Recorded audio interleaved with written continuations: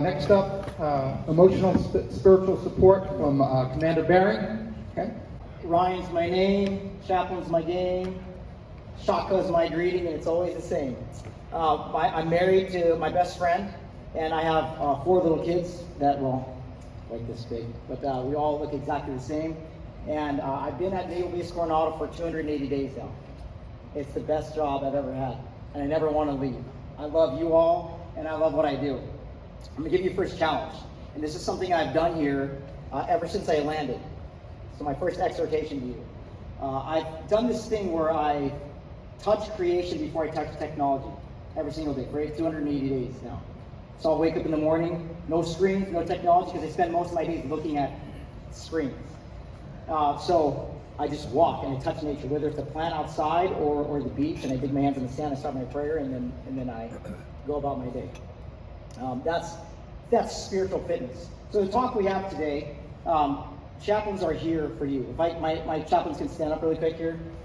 I want to show you my team here. Chaplain Shores, who serenaded you with Do You Believe in Life After Love? Chaplain Johnson, Chaplain Grant there in the back, RP2 Creamer, RP1 Shaw. We're the only people in the DoD that have confidential communications. Absolutely. Everyone else is a mandated reporter, except for us, and that's significant. And I'll get into that later on. But spiritual fitness, our mission as chaplains and RPs is your spiritual readiness. Now, the official definition from the Navy Chaplain Corps on spiritual readiness is the strength of spirit that enables a warfighter to accomplish the mission with honor.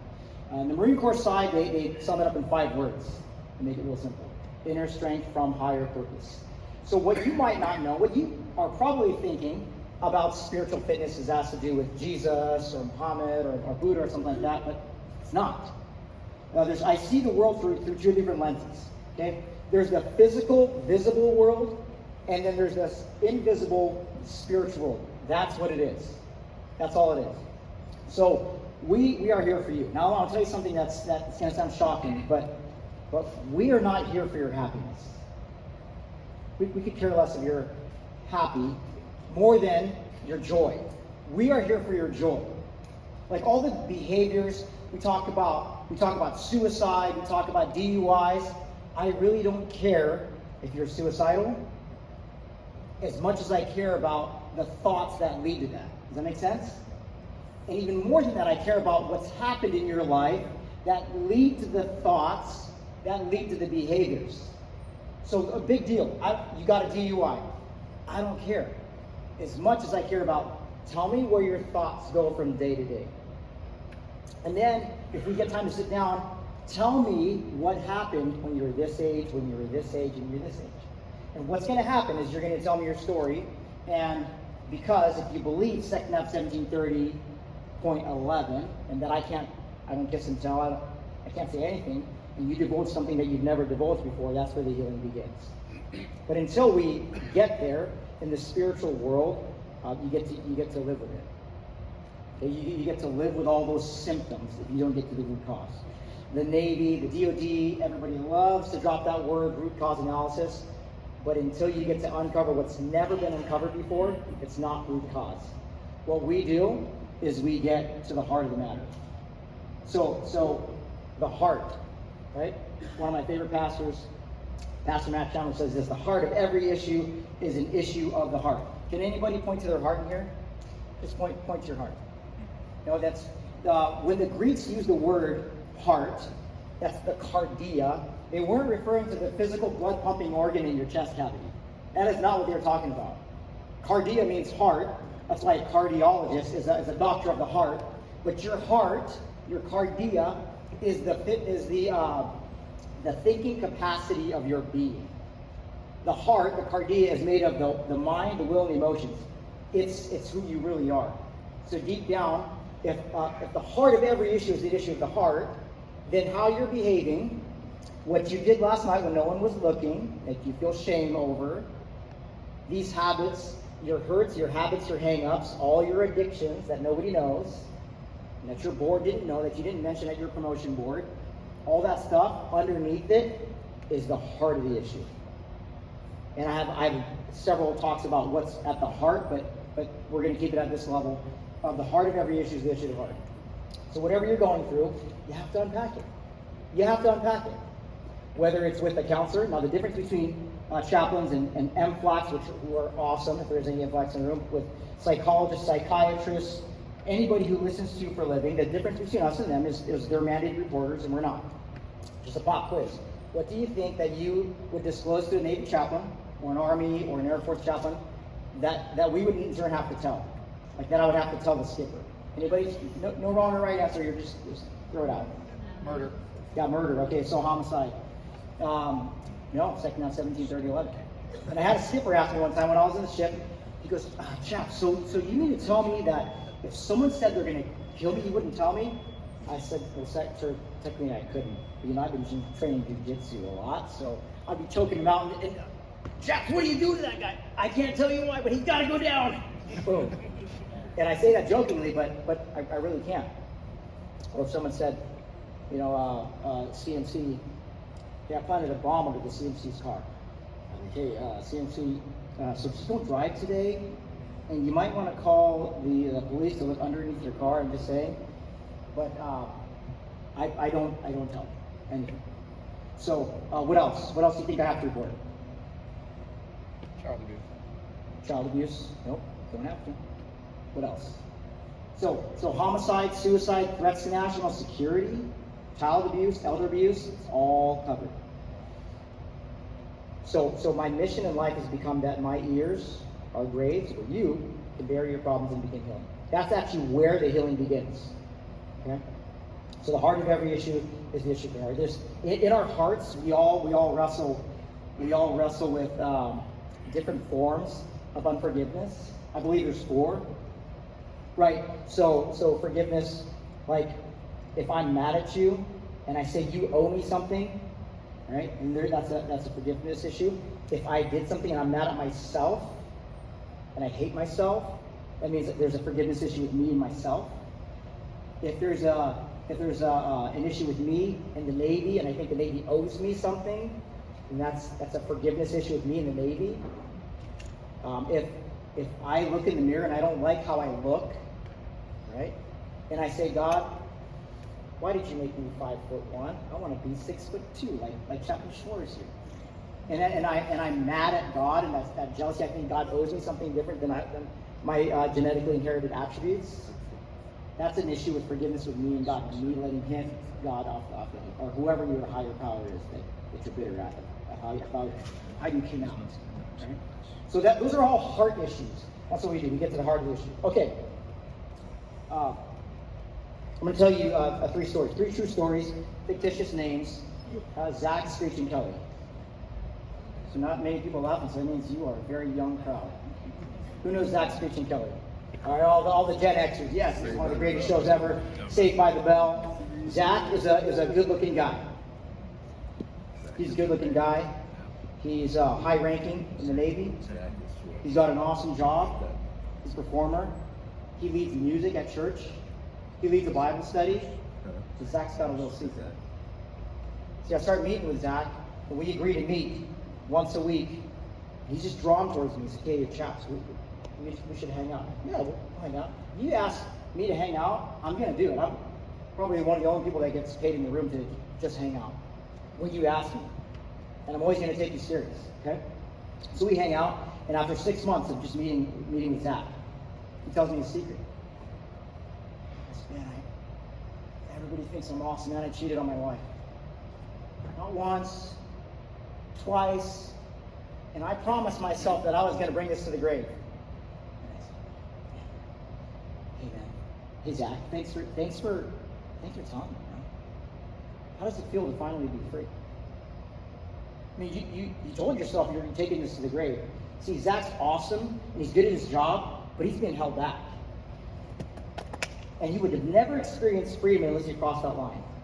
And then, long story short, we prayed and we fasted on the day he would tell his wife. We both fasted 24 hours. I broke my fast with some Rubios, and then I prayed, and I said, "Go, you're going into battle, man." And now they share in their small group about how to overcome infidelity in marriage. One good case. It doesn't always end up like that. It can get real messy real quick. That's one case. Screech is a funny guy. Screech is successful. Everybody loves Screech. But Screech he's got an issue with his dad. You see, his dad woke him up in the middle of the night and said, I told you to wash the dishes like this. And he was red in the face and he grabbed him. Right? That's just one case of how dad treated Screech. But Screech took out this bitterness inside, his anger towards his dad, and it manifested into a high-functioning behavior at work. So when everybody's clapping and praising Screech for his he's smart, he's funny, and nobody ever helped him get in there. And Screech came over to my house, and I had this workshop I call a little freedom walkthrough, where we sat down. I have a trusted buddy with me. It's usually two of us, and one person's in the hot seat. We take our watches off, we put our phones away, and we just listen for as long as the person wants. We saw the sun go down, we saw the sun come up, and Screech came out at the end of that, after all these questions, seeing that, oh my gosh, this is a forgiveness issue, and to relinquish. Does anybody know what the word forgive means? It's a spiritual word. Forgive. Okay, it's Elsa from Frozen nailed it. It's to let it go, let it go. That's what forgiveness means. Aphiemi is the Greek word, to let it go. When you forgive someone, you actually cancel the debt. But the thing about forgiveness is you can keep that debt if you want to. And it's not good.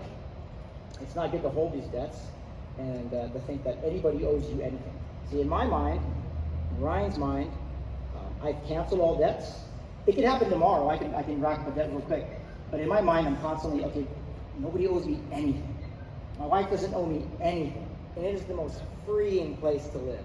If you walk around thinking, the Navy owes me this, I should have gotten this color award instead of this color award, I hate the Navy, or my wife owes me this, or whatever. It's a better place to live. Let me tell you about Kelly. Kelly, she's awesome. Kelly's awesome. She's beautiful. Everyone loves Kelly. She does everything right. She's always the best at what she does. But what nobody knows about Kelly is when she was a kid, she was sexually abused. And when the event happened, when she was very young, she held on to that. And some people go different ways when there's sexual abuse. They either go this way or they go this way. They can shut down in that area or they can become an addict in that area. But either way, the idea of sexuality was perverted right here, and then she went on this track.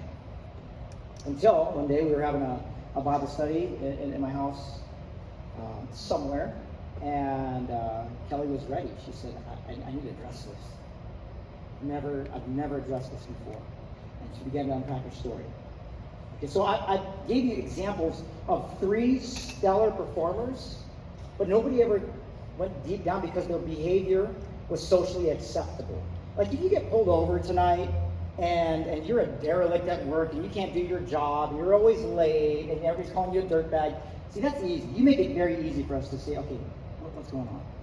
But the people that are always performing at high levels, that's just as dangerous. Like, if I see someone like shredded in the gym, right, and you're just like, I'm not really impressed where I say, oh, that's awesome. Sometimes I want to say, hey, so you're the fastest runner every single time. So what are you running from? I do this with Olympic athletes that I've helped. Like, hey, what are you running from? And if you talk to these high-level athletes, usually there's something there. Greatest wrestler who ever lived, Dan Gable. Dan Gable never lost except for his last match in college, and then he beat that guy at the Olympic trials and never got scored on. Like, Dan Gable's a GOAT, right? The greatest of all time wrestler. What people don't know about Dan Gable's story is his sister was raped and murdered in their house in Iowa. And he said in his book, I just needed to do something to distract my parents. And that was what was driving. It was not the healthiest. So what these people have in common, because they were getting away with it. See, they get away with it because they weren't getting pulled over and arrested. They weren't getting nabbed for suicidal ideation. They were coming to work on time. Right? So they were under the radar. But they were still not at peak performance. They weren't spiritually fit.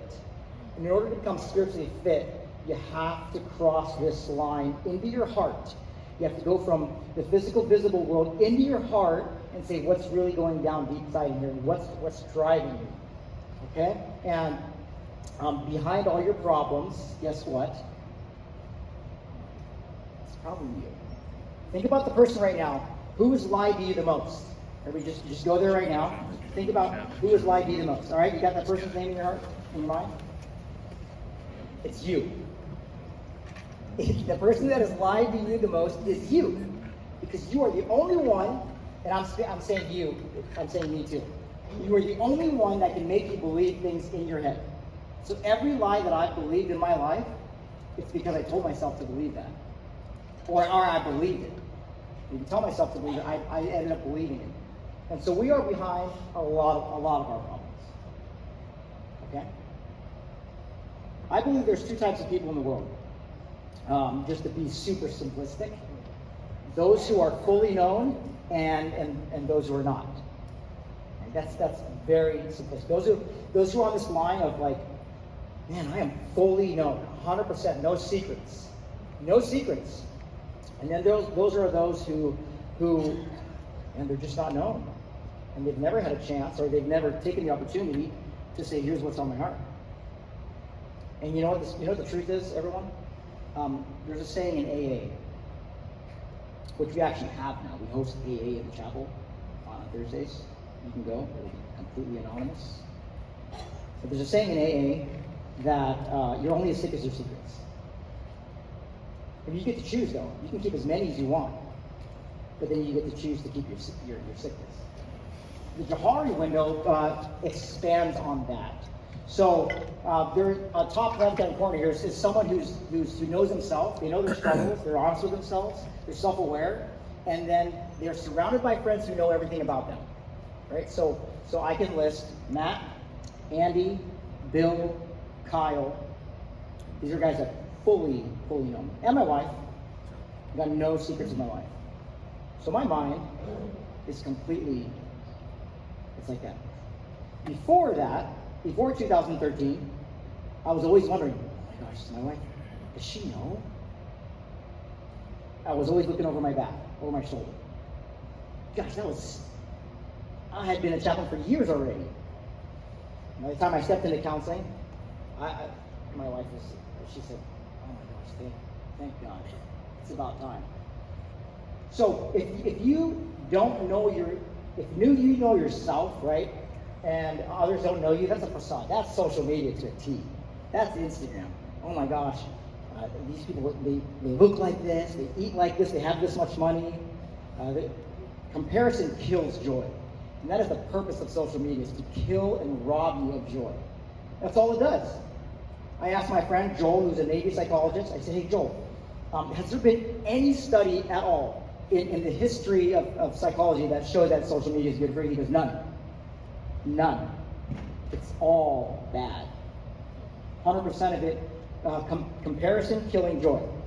So, and then we project an image of ourselves that we want people to believe, but it's just a facade. So bottom right-hand corner is that you're not known to others, but you know yourself. That's still known. And then a blind spot, as you know what a blind spot is, right? It's like someone who walks around with a booger in their nose, and nobody's telling them. Right? And they can't see it. Others can see it. And until you get around people who really love you, like my wife, if she saw a booger in my nose, you know what she would do? She'd just walk up to me and pull it right out. One time I was eating a donut, and she loves me. If she didn't love me, she'd just leave it there. One time I was eating a donut, and then I was talking to this lady, right, for like a long time. And I turned around to my buddy Andy, who fully knows me, and he's like, bro, you got a donut right here. And I go, oh my gosh, man, that lady didn't even tell me. She don't love me. These are the friends you have to find. Okay, you get surrounded, and you can start with one. And if you don't have a friend that fully knows you, I offer to do that to you. And I promise you, I'll bring your secrets to the grave. Okay? I keep secrets for a living, but I don't keep secrets myself. So that's the Johari window. We want to move people into this realm of being known, and it's a force multiplier. All those sailors that I talked to came back better. Way functioning. They stepped into a world of living color. They were more accurate. They weren't as forgetful. They were on point. So they're only as sick as their secrets. Brene Brown's a brilliant mind. She has the number 5 watched TED Talk It's called The Power of Vulnerability. And Brene Brown, in all her books, talk about just showing up and being seen. That's true courage. Anybody can hide behind a facade. That's not true courage. That's not true strength. Okay. I love to show. I took this picture in Normandy. I love graves for several reasons. One, it reminds me of my future. Hashtag YOLO. Right? You only live once. You only live once. And so I always think about, like, what am I going to regret on my deathbed? I read a book called The 5 Top Regrets of the Dying. The number 1 regret was I didn't live a life that was true to myself. The number 2 regret was I worked too hard. Dang, why did I spend all that time in the office? And I'm a workaholic. I learned that from my dad. It's something I have to dial back on, because the first thing I'll neglect is my family and myself. It's not healthy. And I'm open, come on, I'm admitting that. But the grave reminds me of where I'm headed, where you're headed, and to live now recklessly with forgiveness. Like, I want you to live recklessly with forgiveness. Just forgive everybody for anything they've ever done to you. I could teach you how to do that. Or you could do the opposite and walk around with bitterness, okay? And talk about how the world owes you this, and your neighbor owes you this, and your wife owes you this, or your ex-wife owes you this, and all that, and it's poison. So what I also like about it is I love graves because my ears are graves where you can bury your problems in the big done. And all I would do is I would sit there, and you tell me something, and I know these sessions are real when the roof caves in, and you tell me like some crazy things that you would never guess. And all I have to say back to you is thanks. Like, if you've ever been involved in suicide intervention, has anybody ever told you, like, just by hands, has anybody ever been told, hey, I'm going to kill myself? Yeah, 1, 2, yeah, several of you. You know the first words out of your mouth should be? Thank you. Thank you. I told the Navy suicide intervention person, right, at Fleet Forces, I said, we should have training on this. Instead of ACT, it should be TACT. Thank them, then ask your treat. Thank people for their vulnerability, because that's true strength. You say, hey, you didn't have to share that, but you did. You trust me, so I'm going to do the right thing now. Thanks for being so courageous.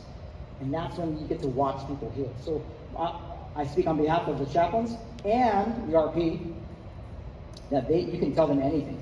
The RP, by instruction, divulges what she just heard to us, but whatever you tell us sticks with us, right? And we're here to protect you. Okay. Our Father Richard Rohr is a Roman Catholic priest. I love what he says here. Pain not transformed is transferred. So if we don't deal with it, guess who's going to pay? Your kids, your wife, your neighbors. And when someone comes to me and says, that guy's a jerk, that guy's just a real jerk. And I go, well, he's not really he's a jerk, he's hurting. Hurt people hurt people. Heal people heal people. So when you meet someone that's a jerk, or maybe you're looking in the mirror and you're like, that guy's a jerk, you gotta go into your heart. You gotta go in your heart with someone you trust. Okay, so I'll end with this. I'm gonna give you a couple of books that have been life-changing for me. One is The Gift of Failure by Jessica Leahy. When I say I read these books, I listened on Audible. Does that count? Yeah, is that reading a book? I listened to a lot of books. So this is a great one. And I said before, Brene Brown in Perfect Parenting. These next few are, if you've ever been through something, which you only have to be alive for a couple of years before you experience something traumatic that you have to deal with. This is super hardcore. This is the top reading book on from psychotherapists. It's called The Body Keeps the Score. And every time something happens to you, it doesn't matter if you're a baby or if you're a teenager or if the event happened, your body logs it in. So now the next time you see, you smell, or you hear something, you're like, why am I sweating? Why am I so angry when my kids do this? Why am I triggered? It's because the body keeps the score. What you gotta do is go deep down in your heart, that cardia, and find out what's there.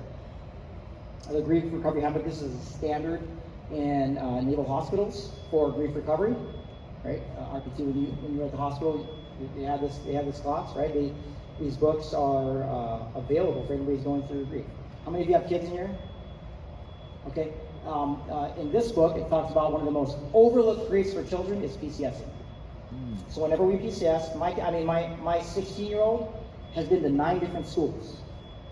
My 14-year-old, my 12-year-old, and my 8-year-old, these kids have moved a lot. And so what we do is we sit down after every PCS, we sit down and journal together. We talk about our feelings. We go deep down. We talk about my daughters are hurting right now. Their best friends are on our last duty station. But we have to address these things. Because why? Because if we don't address it, it'll manifest into different ways.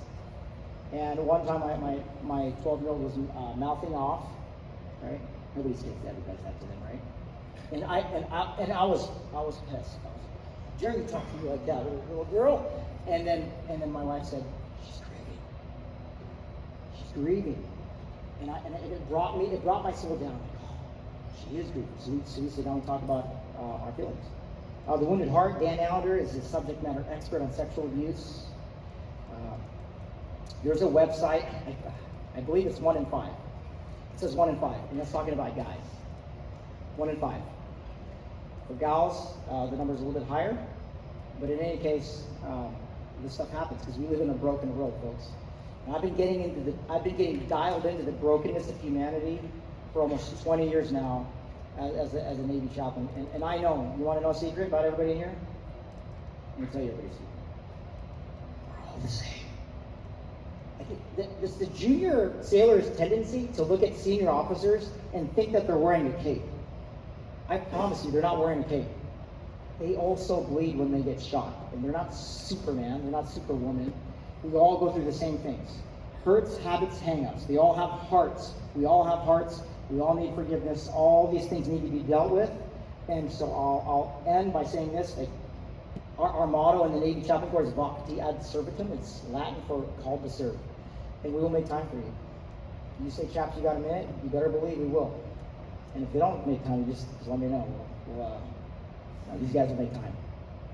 We've got phenomenal chaplains who do their job every single day. If you would take a photo of this, see, there's some events that we have throughout the week. And one of the things that I'm glad, we launched Grapple Chapel. It's a building right next to the chapel, right over there. And you get to choke people. Have anybody ever choked someone out before? Isn't it therapeutic? Where's all my grapplers at? Who trains jiu-jitsu? Okay, it's a sin for you not to be going into the grapple chapel and grappling with us, okay?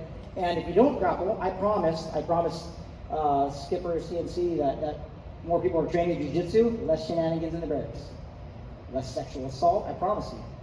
I told my daughters, if you get your black belt in jiu-jitsu, I'm going to buy you a car one day. My dream is for my daughter to come home one day and say, Dad, this boy tried to grab me at this party, and I almost blotted his arm and it snapped off. And I think, oh, thank you. But yeah, we grapple there.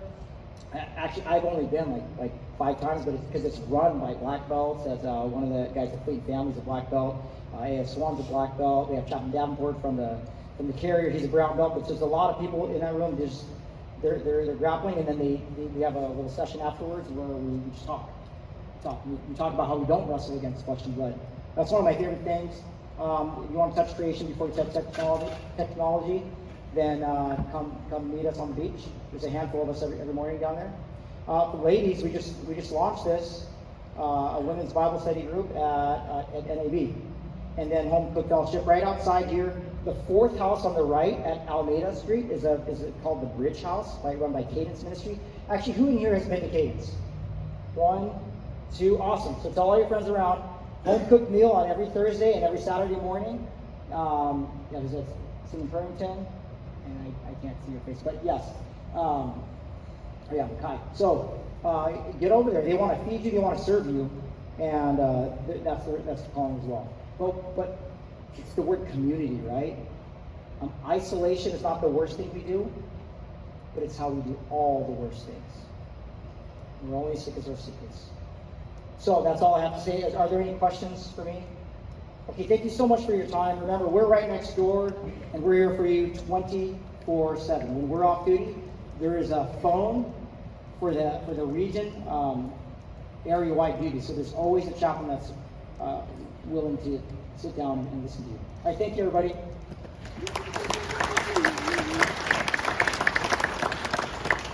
All right, look, that was just going to take a 10-minute break and then come back and.